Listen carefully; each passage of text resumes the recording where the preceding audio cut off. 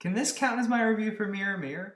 Hello and welcome to my review of Snow White and the Huntsman, starring Kristen Stewart, Chris Hemsworth, and Charlize Theron.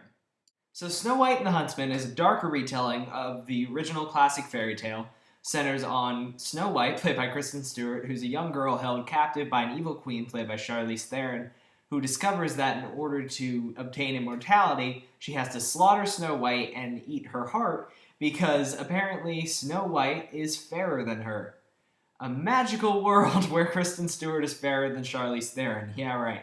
But anyway, Snow White escapes and discovers that she has to defeat the evil queen and enlists the help of a huntsman played by Chris Hemsworth sent out to kill her.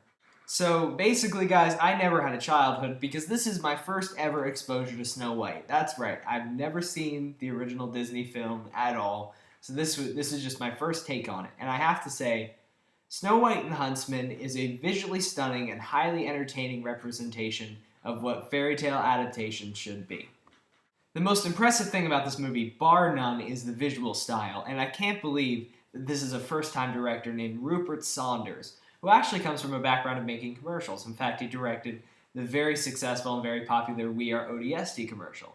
And his visual flair in that transfers over to here fantastically. I love his dark, gritty color palette. I love how every shot looks like it was ripped straight out of one of those illustrations from one of those classic grim fairy tale books, just very kind of ornate and dark colors and kind of exaggerated creature designs and all that. This is actually one of the most fleshed out fantasy worlds I've seen since Avatar, because you really have all of these miscellaneous creatures going around, and they're so cool to look at, especially in the Forbidden Forest scene. It really has that Star Wars, Hellboy 2, Avatar type feeling where you're saying, wow, this world is really ornate. It's got a bunch of cool creatures running around. And this is just a very visually stimulating film all the way through, and I love looking at it. Also, for the most part, I found the performances from the actors to be pretty solid. Kristen Stewart, surprisingly, not bad here.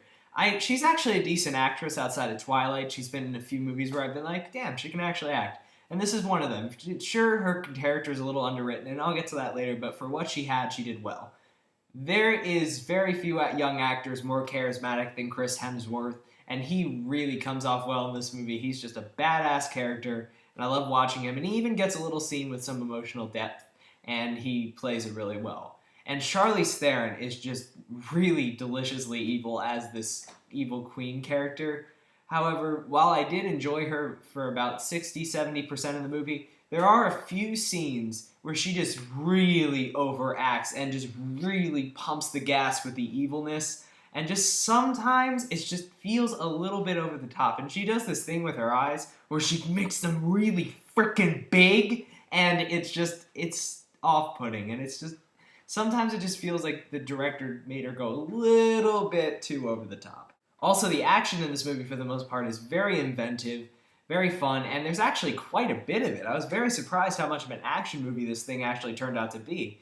It's got as much action as most summer blockbusters, and there are some really inventive scenes, especially towards the end. There's a scene that involves an army made of glass. That is one of the coolest things you'll see in a movie this summer.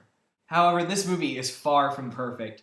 There are some major pacing issues when it comes to this movie. Once the dwarves come in, the movie has like a 20-minute period at least where the thing just really slogs. I didn't particularly like the dwarves in this movie, despite the fact that it was being played by some great actors like Ian McShane, Ray Winstone, Toby Jones, all these great guys. They just weren't used enough. Their personalities weren't highlighted enough. And there's just this really slow 20-minute lull in the movie that I feel could have just been edited down a lot. Also, I found that while Kristen Stewart did a good job as Snow White, her character was very underwritten. I felt like I didn't really get to know her so much as some of the other characters. She felt a little bland to me, and she just didn't get enough time to really develop her personality as a human being. She was just more of a vessel to get this movie from plot point to plot point.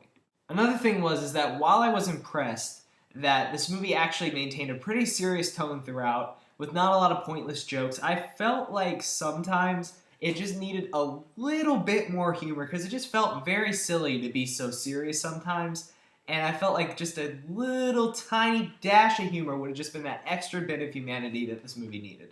Overall, Snow White and the Huntsman is a solid summer blockbuster. It's the type of movie you just sit back, relax with your friends, chop on some popcorn, and enjoy a dark fairy tale. It's visually stunning, it's well acted, it has some facing problems from time to time, and it just needed a little extra dash of humanity just to put it over the edge and make it a great movie. However, it is a solid movie, and I do recommend you go check it out. I give it 3 stars out of 4.